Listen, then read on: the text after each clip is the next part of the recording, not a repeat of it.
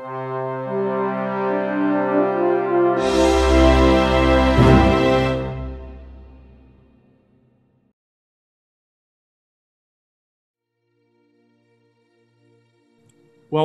to the Ad Astra podcast. Today we have with us Laura Ackerman Smoller. Welcome. She's a professor of history at the University of Rochester in New York. And one of her most famous works, she has several of course, is the book History, Prophecy, and the Stars, which was a reference book for us and for our work, and it has been constantly a reference book in many aspects. So welcome to the podcast, and thank you for accepting our invitation. Thank you so much. I'm just delighted to chat with you all. Thank you. And could you please give us an idea about your research and how you came into this topic?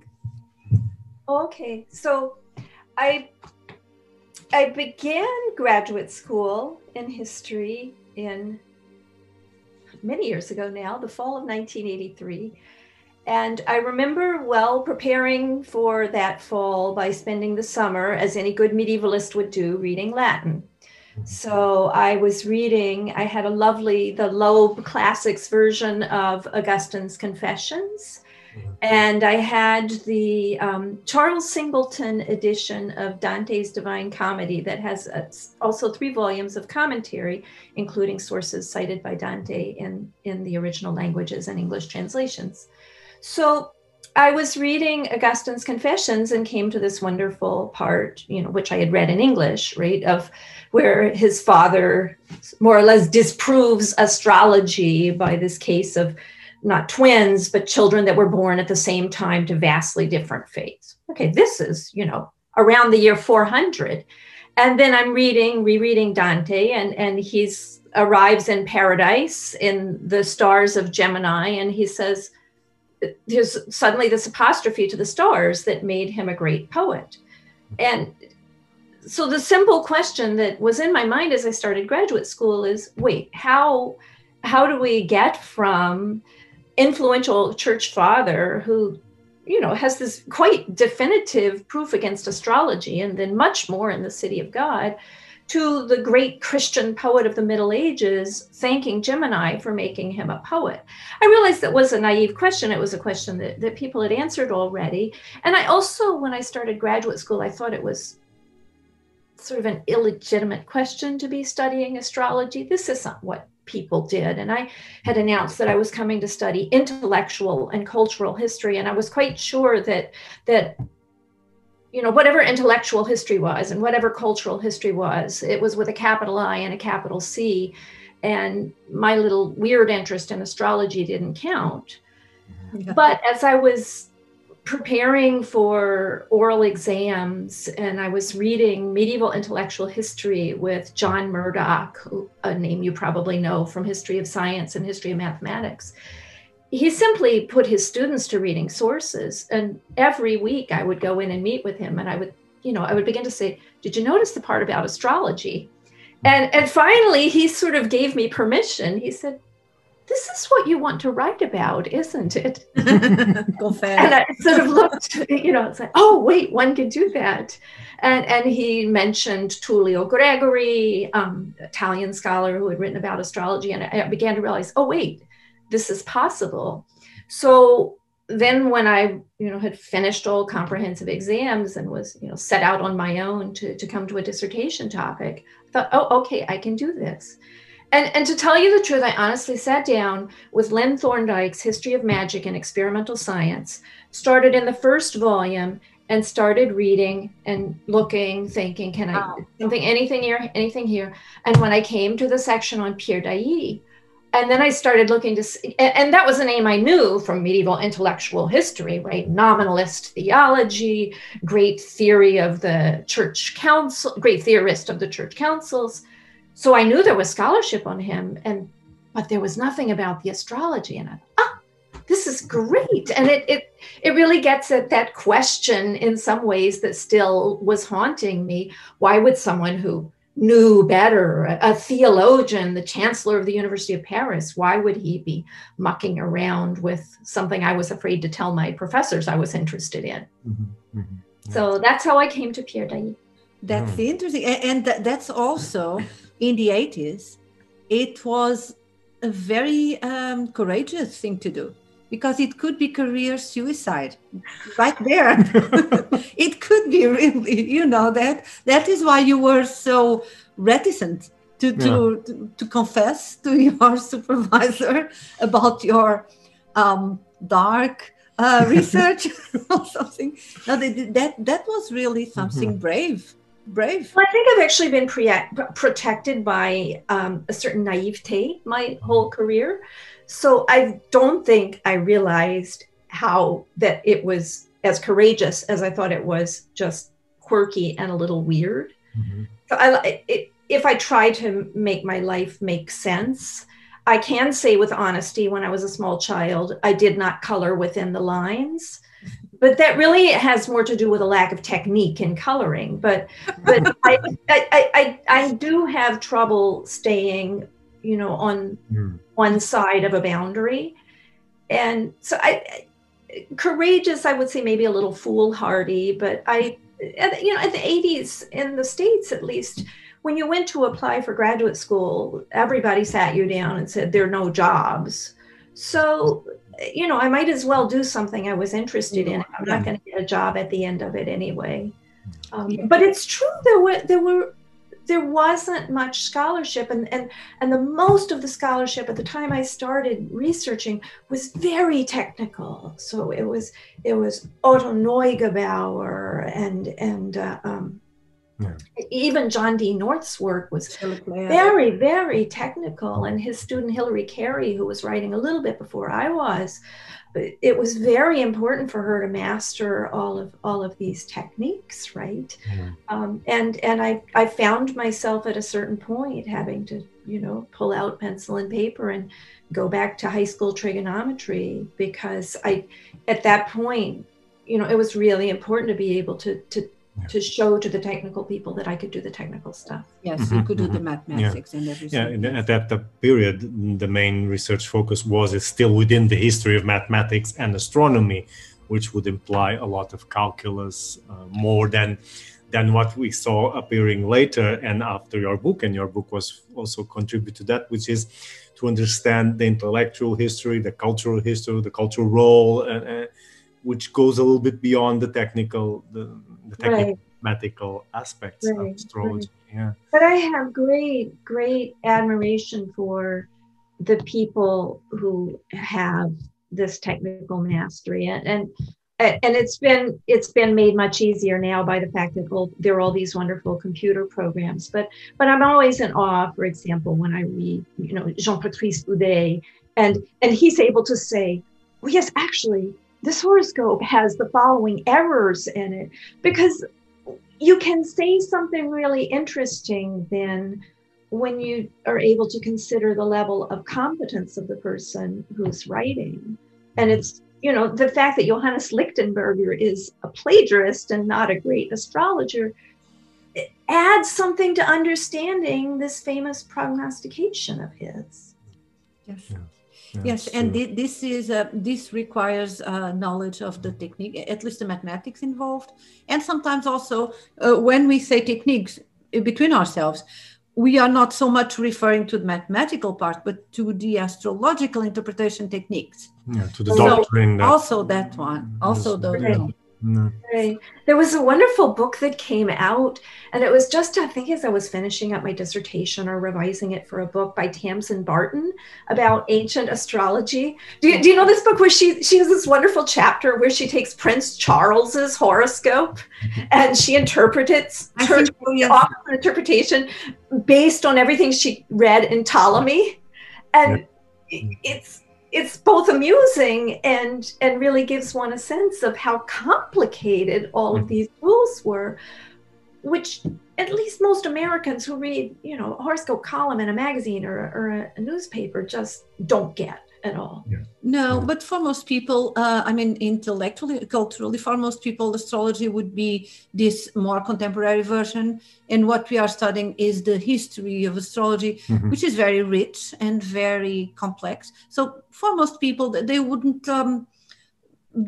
take the time to understand. It's more like about their solar sign, and that's it. Yeah. And they are happy, and that's and even nowadays, when we lecture in academic context on astrology, it still amazes people of how complex it was, and how much knowledge it was required for them to cast a simple chart or to write a few lines predicting something, and there's still not that idea that it's complex. It's not something that you would just read and say a couple of things out of nowhere.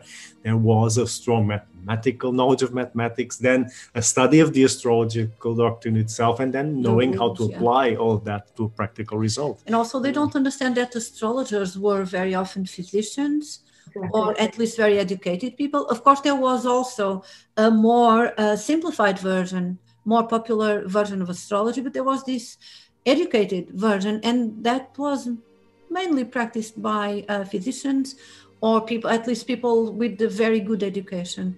So it's always a surprise, even for historians, to find out about this. And it's interesting. It's interesting to see that people, when people stop being afraid of the stigma that comes from bringing astrology into university, into the academia, they become very interested, because it's a wonderful addition for people who study medieval history or antiquity, and then they have this extra part that helps making sense of everything. So yeah, it is interesting. No, it's fun, but I have to always warn my students, because especially, I'll have maybe undergraduates who come and say, oh, I want to read about medieval astrology, or I want to read, especially alchemy. They always say they want to read alchemy. And I have to warn them, the treatises, I mean, even when you can get an English translation, you're kind of boring to read, right? The other half of my life, I write about saints. Listen, saints' lives, miracles, those are really, really fun to read. Lots of action in their lives. Not much happy endings, but anyway. Well, that's true. Yes, but I guess your students would go to the index in the end and looking for transforming lead into gold and just trying to get to that chapter, to that specific chapter. Yeah, it's true. Yeah. It is a much more technical and let's say a hard science for the time than people expect. People are usually expecting the wondrous and the fantastic aspect of things.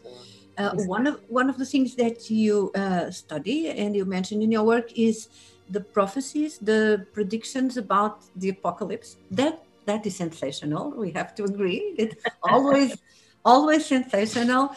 And I wonder how.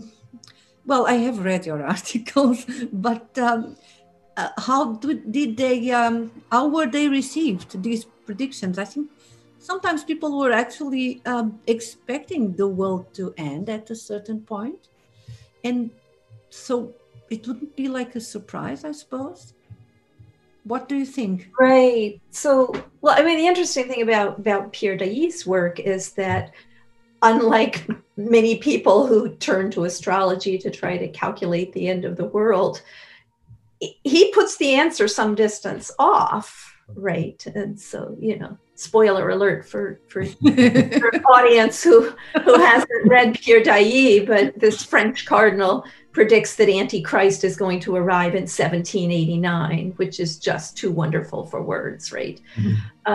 So that's kind of interesting, but it's true that he lived in a time when there were a lot of people saying that the world was coming to an end, including St. Vincent Ferrer, whom I've also written about, who was going around preaching that Antichrist had been born in the year 1403. And since everybody knew Antichrist as the inverse of Christ was going to appear on the scene when he was age 30, you could do the math. In 1433, you know, it was going to get bad, let's say. Yes.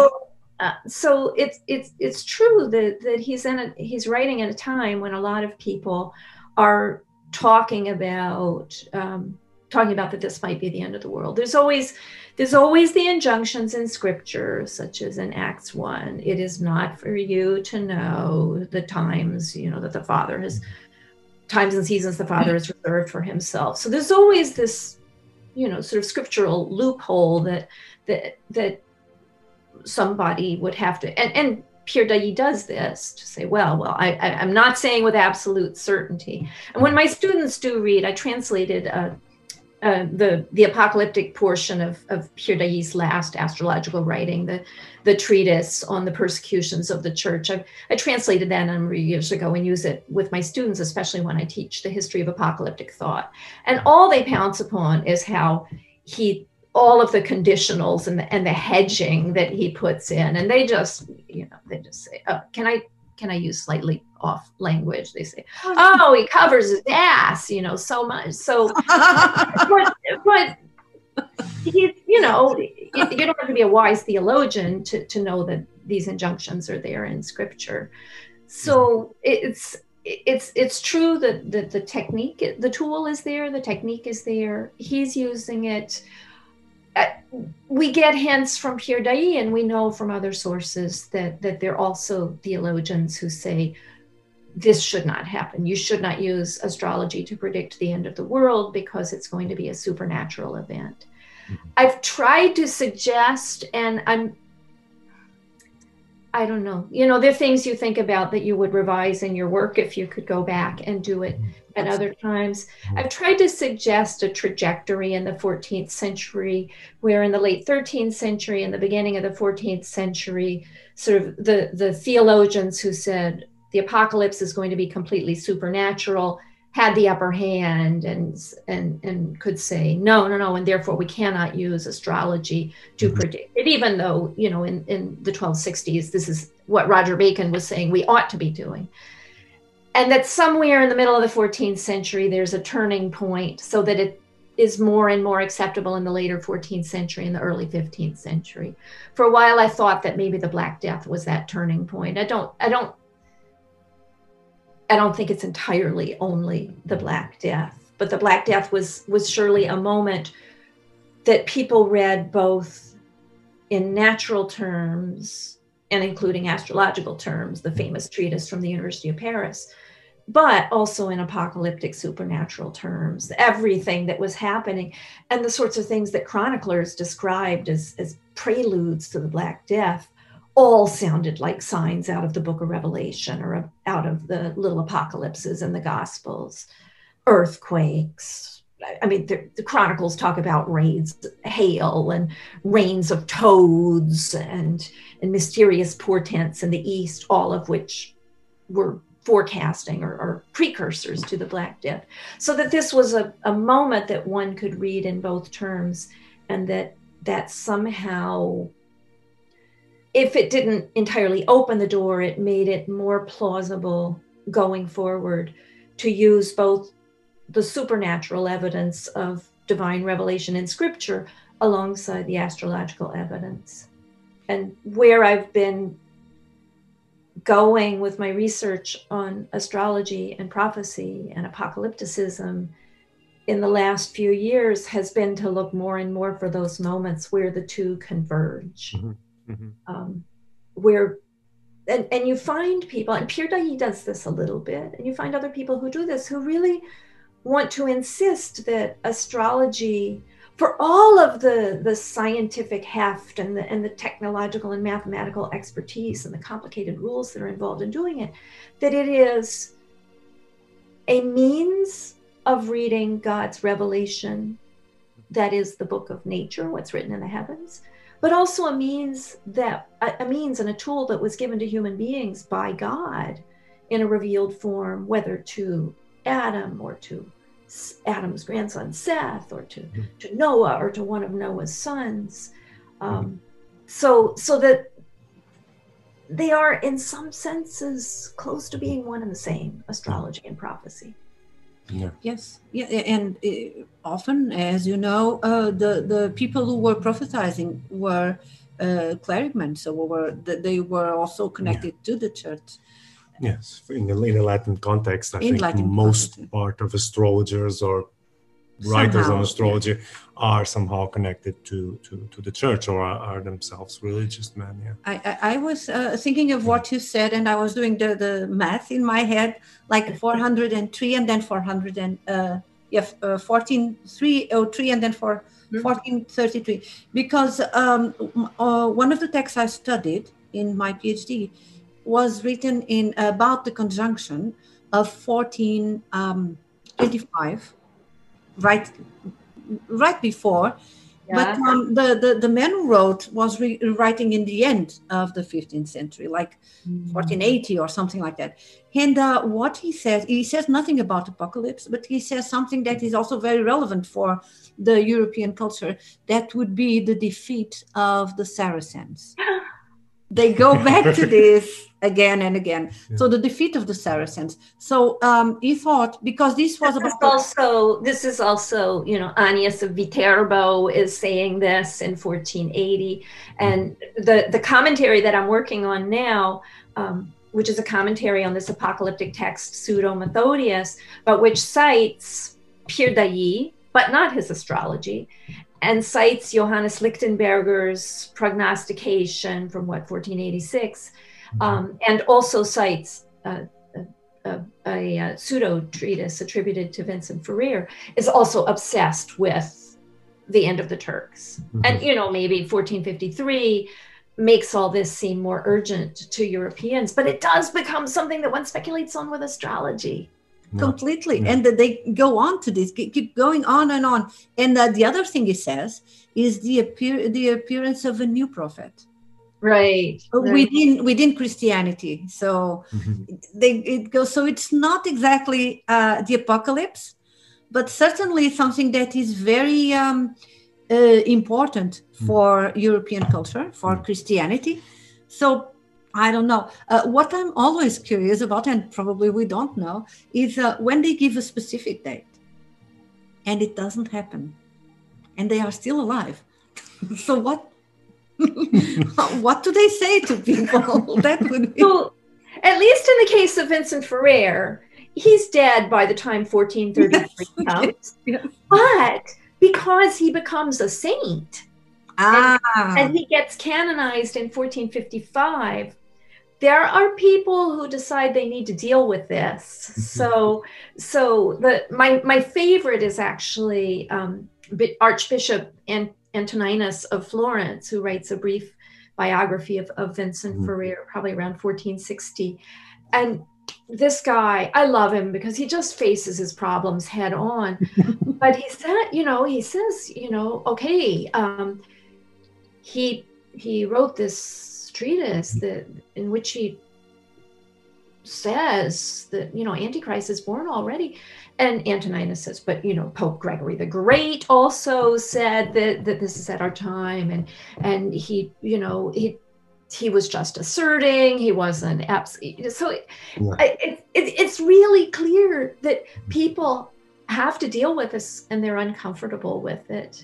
Yeah. I mean, there's a whole school of interpretation, right? What happens when prophecy fails? And people have found it hard to get out from under a set of theories put forward by psychologist Leon Festinger in, the late 50s or early 60s, based on his graduate students infiltrating this cult of people who believed that flying saucers were going to come and save them from basically, some sort of apocalypse. And and gave a certain day, and it didn't happen.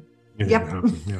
That's a recurring theme. Yeah, I also find that in some of my papers from the 16th and 17th century. It's always not exactly the end of the world by then, but also the defeat of the Saracens.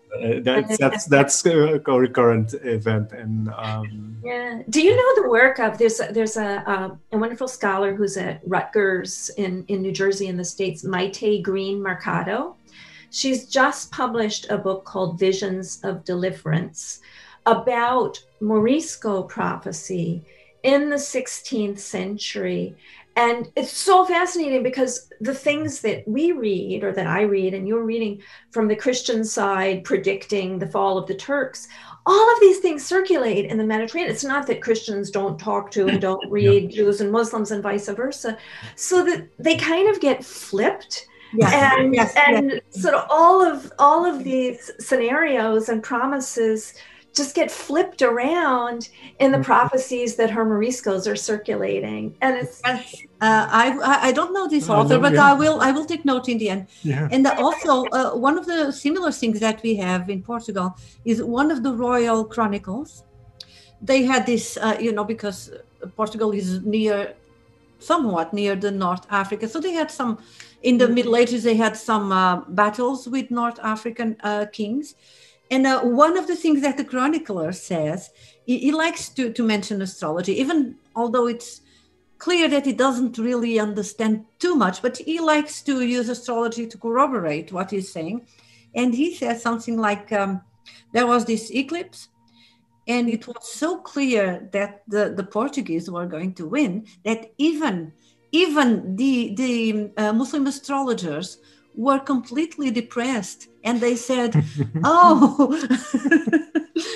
we see that we are not going to win. So he writes fictionally, of course, saying that the other side, the other astrologers from the Muslim side, even them, they understand, they had to understand that this was favorable to our side. So it's very, very interesting, the uses of astrology in propaganda and to keep the morale high. So very, very interesting. So these they are not completely flipping the prophecy, but they were saying that the other side, even the other side, had to admit that we were going to be very, very interesting. It reminds me of all these moments where Christian authors in the High Middle Ages and the later Middle Ages get so excited about, for example, that passage in Abu Mashar where he describes the virgin, the image that rises of the virgin nursing the child named Jesus, and suddenly you have, Charles Burnett has written about this. Suddenly you have a Christian author saying, "Look, even in the mouth of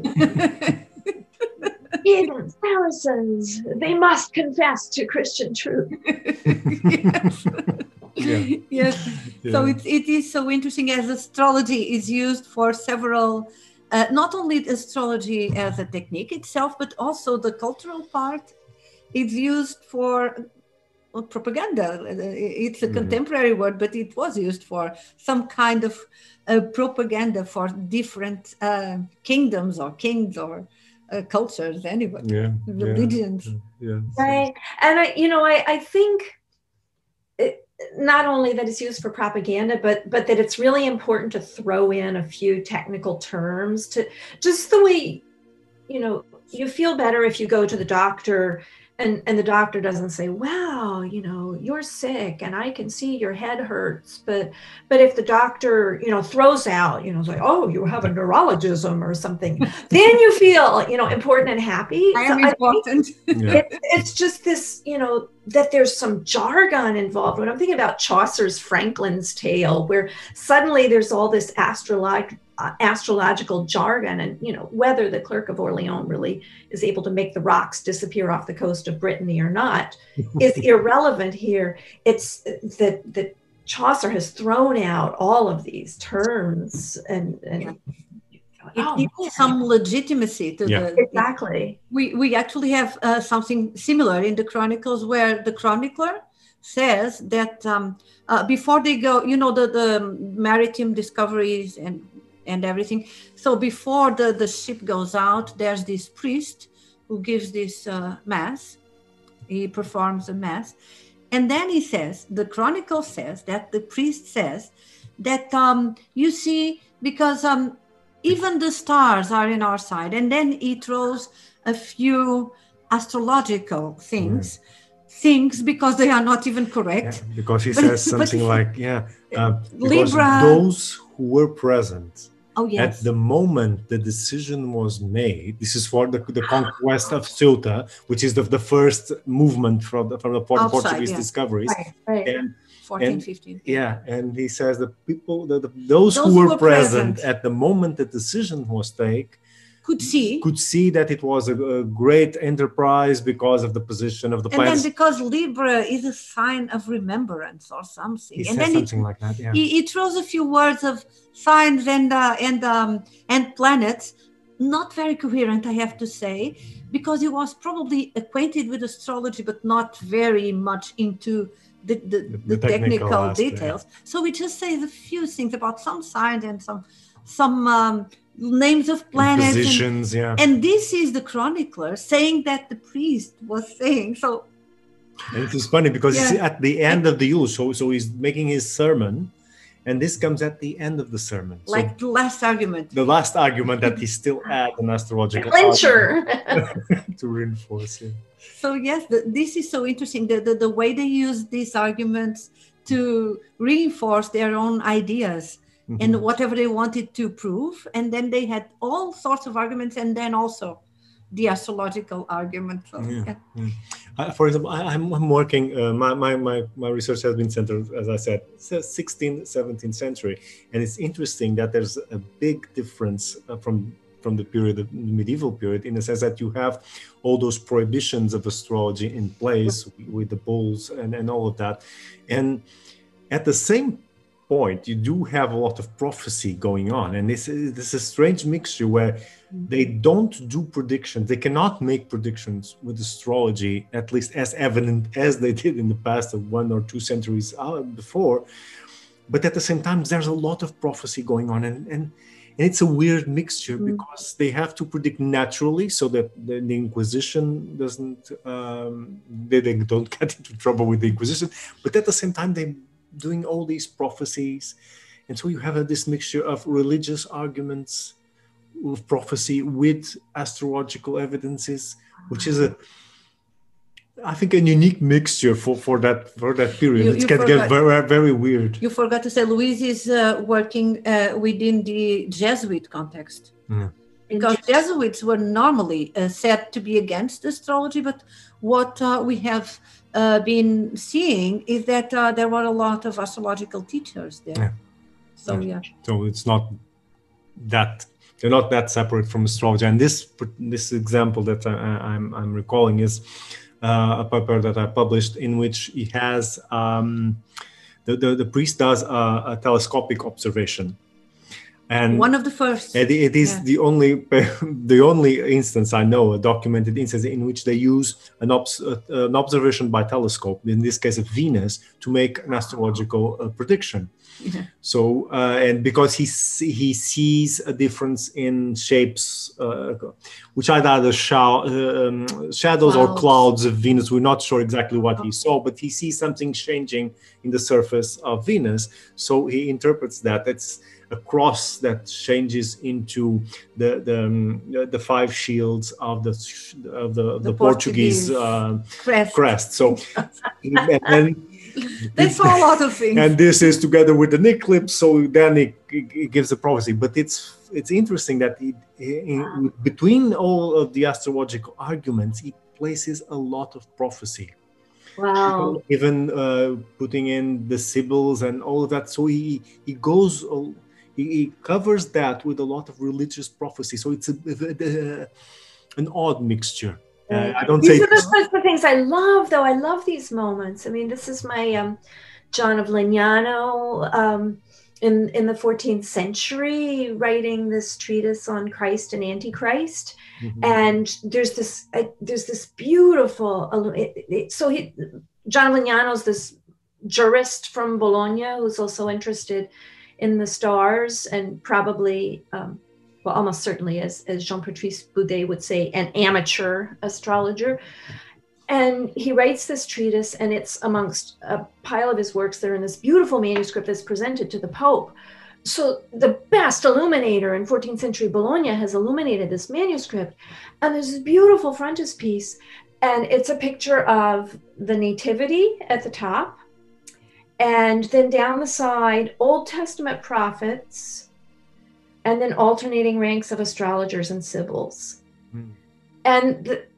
And then just weird stuff at the bottom, like Plato, like down under the Old Testament prophets is also Plato, because he's citing this idea that in Plato's tomb was found a gold tablet saying, "I believe, in Christ to come," and another weird thing in the other bottom. But this idea that and you see the same thing, this great illumination in Lichtenberger's Prognosticatio. Yeah.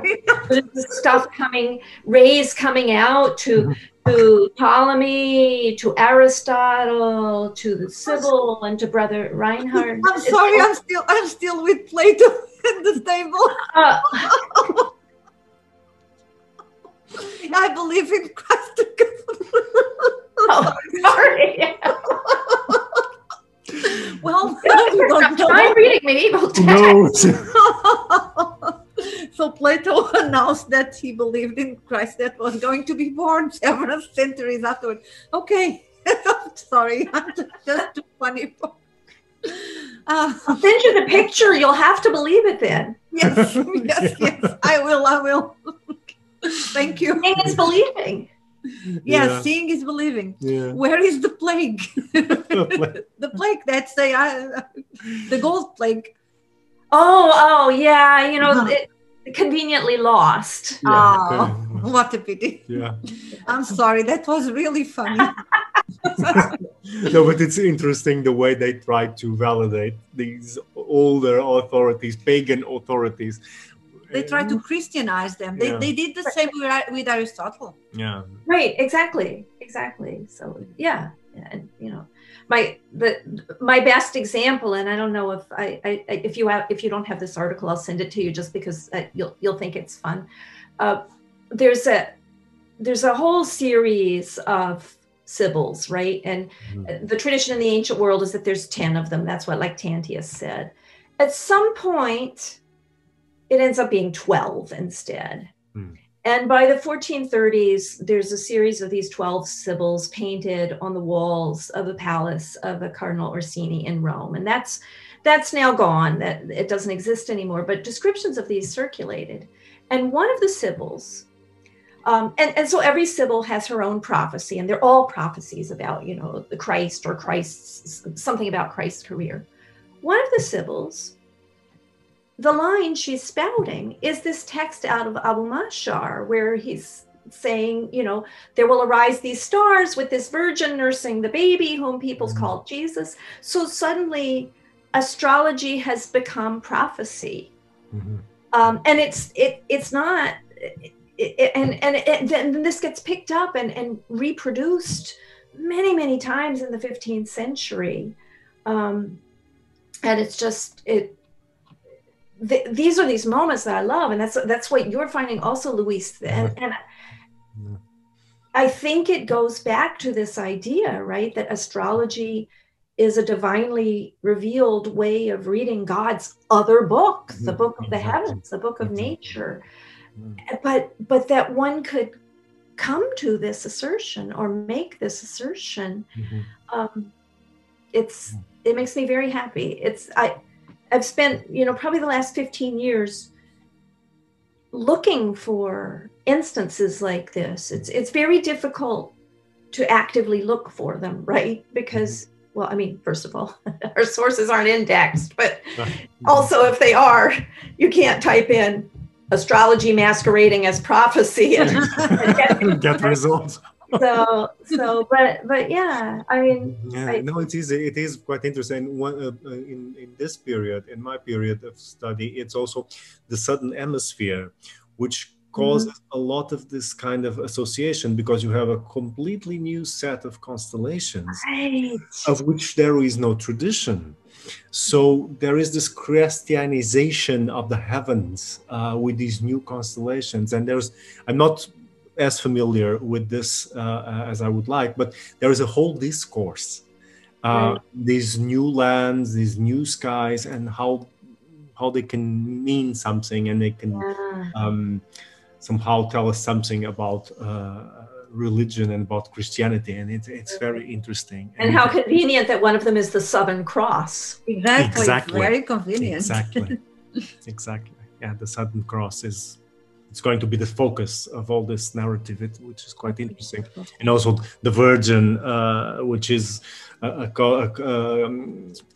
a narrative that appears a lot in South America in particular, and still does. It still left that impact, the Virgin Mary as a cult and as a very strong figure, and then as also the Lady of the Heavens. So she's the Lady of the Stars. So there is this interaction, very rich interaction of religious discourse, prophecy, and not exactly astrology, but the reading of the celestial, of the heavens. And then the Virgin gets somehow connected to figures, non-religious figures like Iemanjá, the mermaid, or other figures that are part of other religions.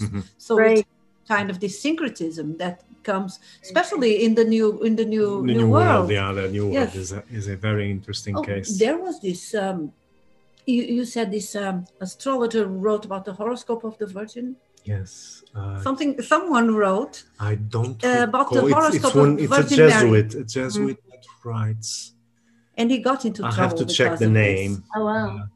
But the Inquisition was not happy. Didn't like that. I'm not sure it was the astrology. It was something he said. It's a little bit out of.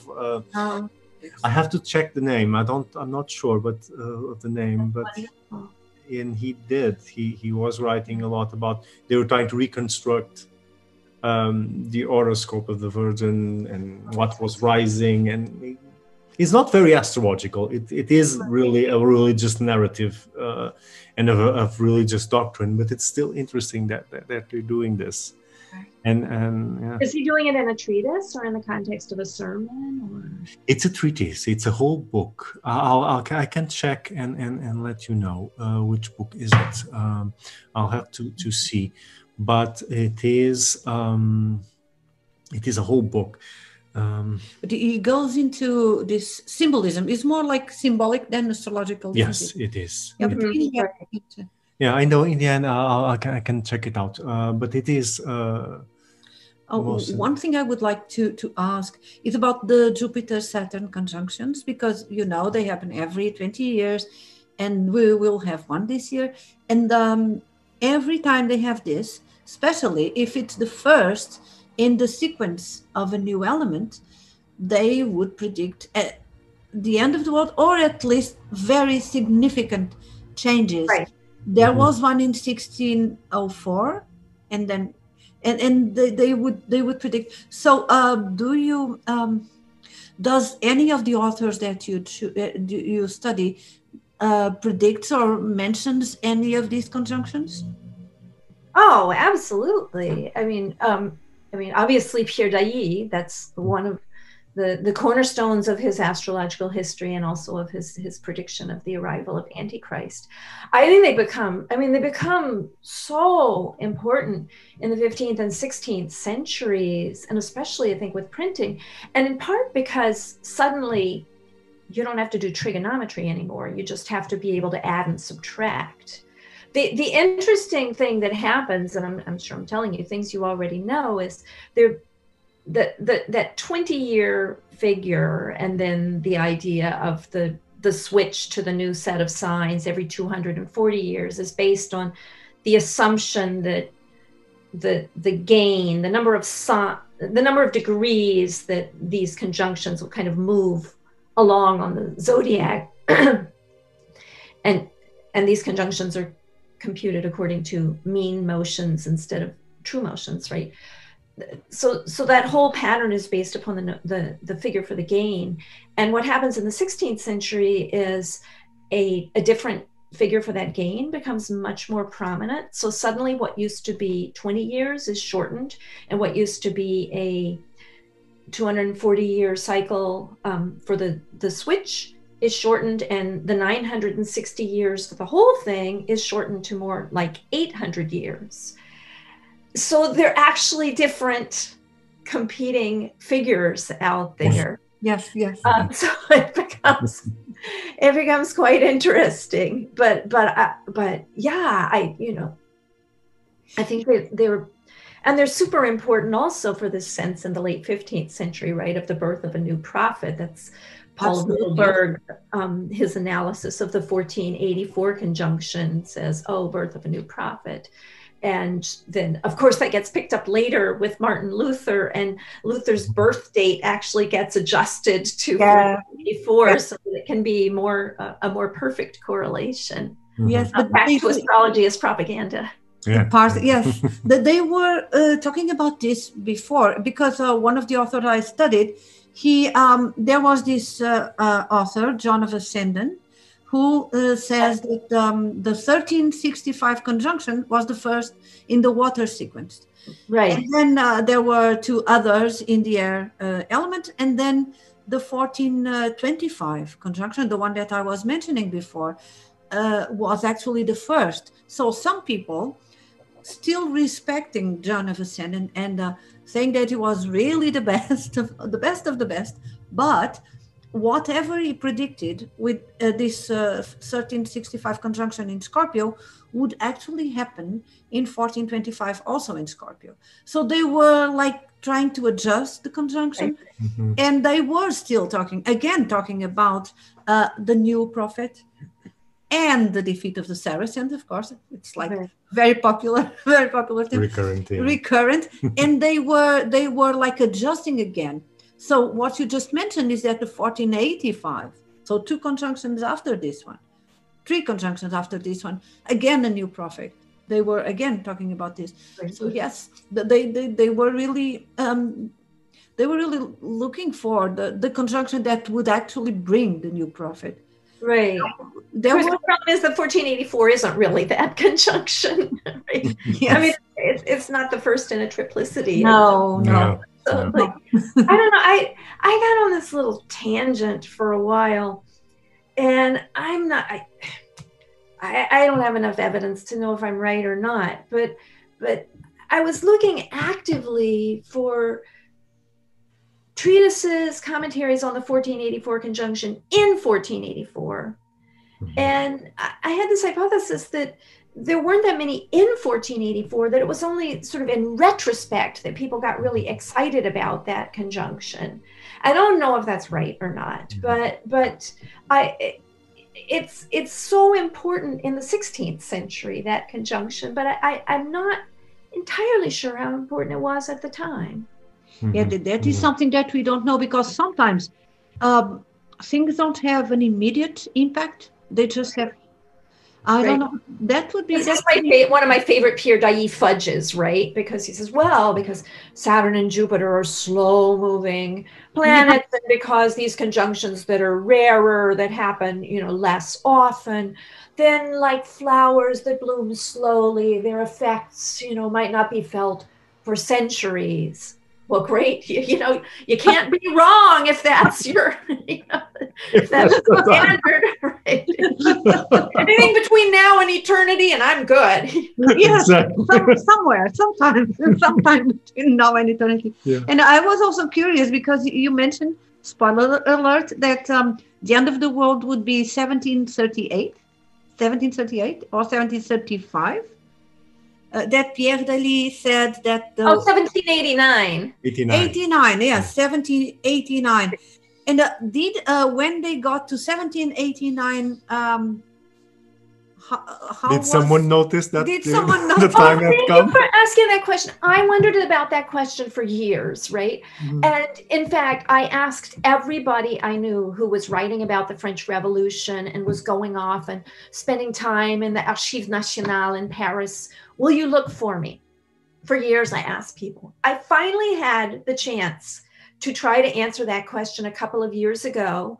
There was a conference, a retrospective about Pierre Dailly in Paris in 1417. And Philippe Notoff was there, for example. Jean-Patrice Boudet was there. So there were a few of us interested in astrology there.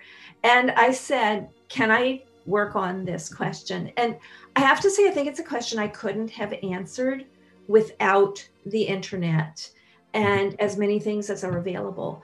But the short answer is no.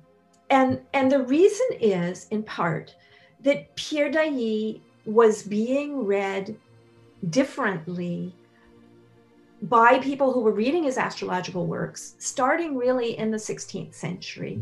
That prediction for 1789 is based upon three factors. There's a conjunction, which is, I think, 1695, if I remember right. There's the completion of a number of cycles by Saturn, a 300, or a number of orbits by Saturn, a 300-year cycle. And then there's this status or station of the eighth sphere, and we can go into what that means if you like, which is a 25-year period around 1789. So, of course, later readers, knowing the French Revolution begins with the storming of the Bastille in 1789, like much later readers like me, pounce upon the 1789. But what happens is readers in the 15th and 16th century start looking at the other dates also. And at some point, and now I can't remember precisely when, the focus really becomes on this 25-year status, in part because this guy, Pierre Turel, tries to write a world history really based on the motions of the eighth sphere that has this 7,000-year cycle, which is beautiful and perfect eschatologically, so then broken into 4 periods punctuated by these stations of 750 years. 1750 years. So he really puts the focus on that. And then when people start picking up on Pierre Dailly, they pick up on the idea of this station, but they take the 25 years and they add it to 1789, and it becomes a prediction about Napoleon and Napoleon's eventual defeat and exile. So that's when he gets picked up. And at the time of 1789, the astrological focus is upon a slightly different prediction that's based, if I'm remembering my own research correctly, based on the idea of these 800-year cycles.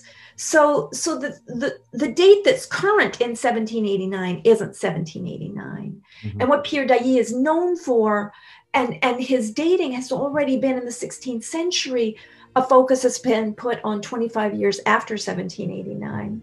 So it's actually a long answer to get to no, but then it's really fun to watch how 19th century scholars start rediscovering this aspect of Pierre Dailly, and to kind of go full circle on his importance and on some of your comments about New World and discoveries.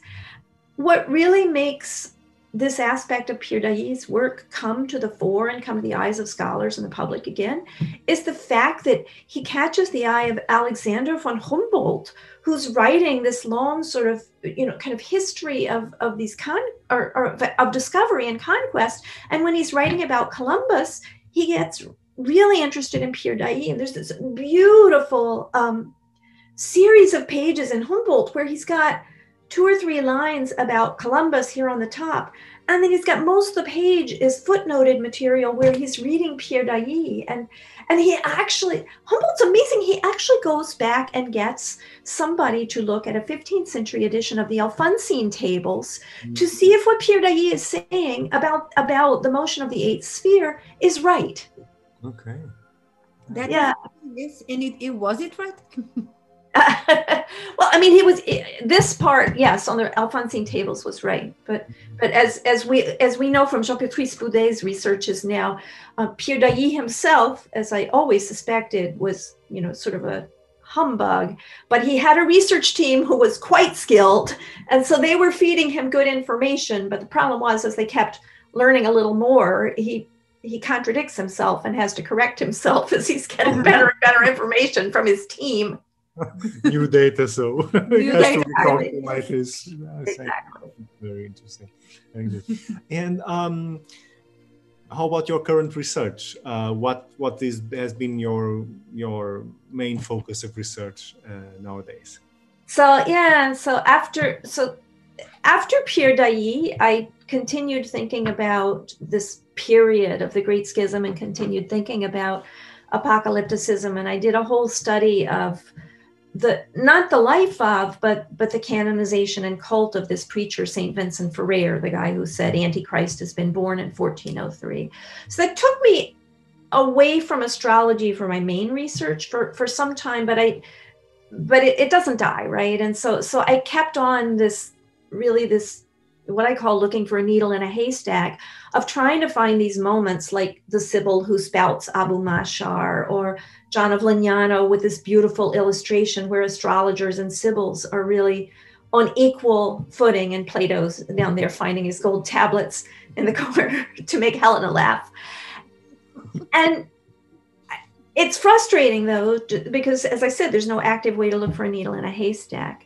But I kept it alive, and I've been interested in sort of invented histories of astrology that help validate astrology as revealed knowledge, many of which lead back to this apocalyptic text called Pseudo-Methodius, which is to say it's attributed to a 3rd century bishop named Methodius. It was written in Syriac in the late 7th century, translated in the early 8th century into both Greek and Latin, and circulated widely in Western Europe. And it does predict the ultimate defeat of the Muslims. So it very much feeds into some of the concerns we were talking about.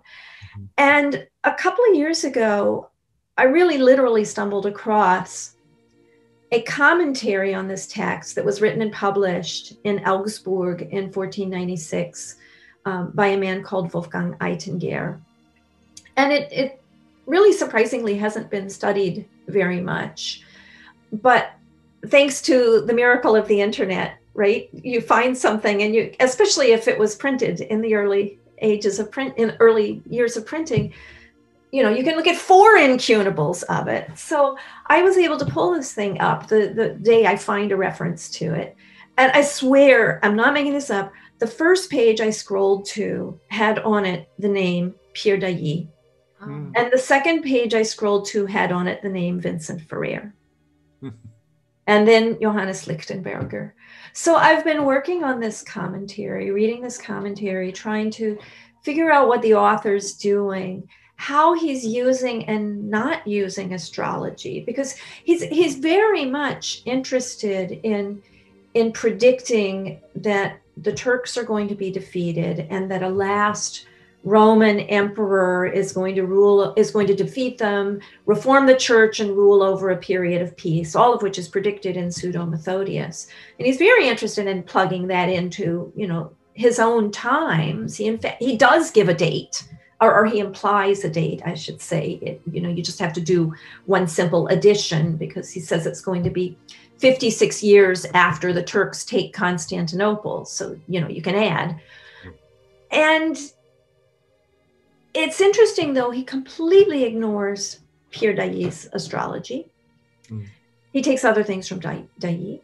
He's read Annius of Viterbo. He cites Annius of Viterbo, but not the astrological portions of that treatise on the defeat of the Turks.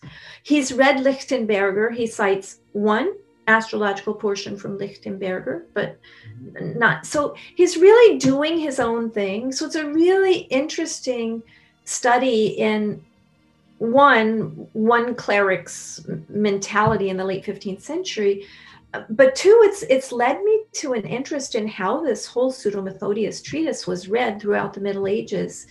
And my current hope is to start surveying the manuscripts, because already in what I've been diving into, from what, again, we can see online, and again, thank you for the internet. It's made scholarship during COVID possible.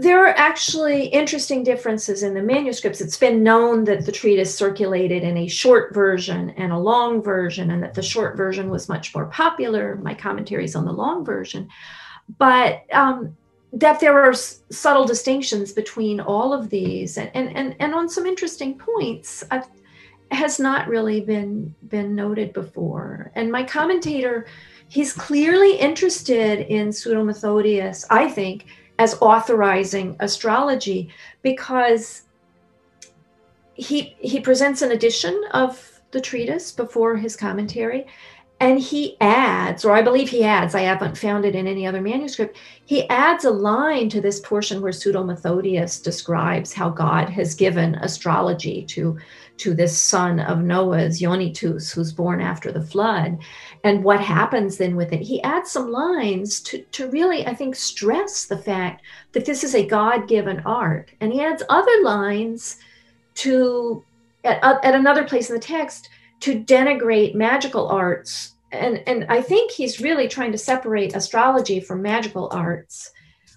So I've just been fascinated by this commentary, by the way this treatise was read. And it's leading me, you were asking about what's the importance of history of astrology in one's work. It's leading me on these sort of, I'm not really looking at an active astrologer, even at an active amateur astrologer, but it's leading me on these really interesting ways in which astrology is, sort of lurking around the edges of prophecy in the High and later Middle Ages. Yes. Yes. Very interesting. I hope you to be able to read your conclusions. Yes. Oh, thank you. Well, we could stay. We could stay here forever talking about these things. I agree. But we thank you very much for sharing. Yes, for sharing this with us. It was very interesting, and I think it's. I don't know. It's important to know that the role that astrology plays around all these narratives of prophecy and all this, and it's like you said just now. It's always there, even if marginally. It's always there, hanging around and participating more actively or less, or sometimes supporting just a small argument. Sometimes it is the center of the argumentation, that it's always there, present in the discourse. Of trying to understand what is to come. So yes, for now, thank you. Thank you. We will keep in touch because. Yes. Oh, thank you. This has been a joy to have this conversation. But you must now pay me back by sending me your work. Yes, because I can't wait to read it. With pleasure. And not only that, but I will send you a few references that about some things that we talked about. Mm-hmm. That would be awesome. Thank you. Yeah. And we will keep in touch. Yeah. Absolutely. Thank you. Thank you. Thank you. Well, thank you. Goodbye. Bye.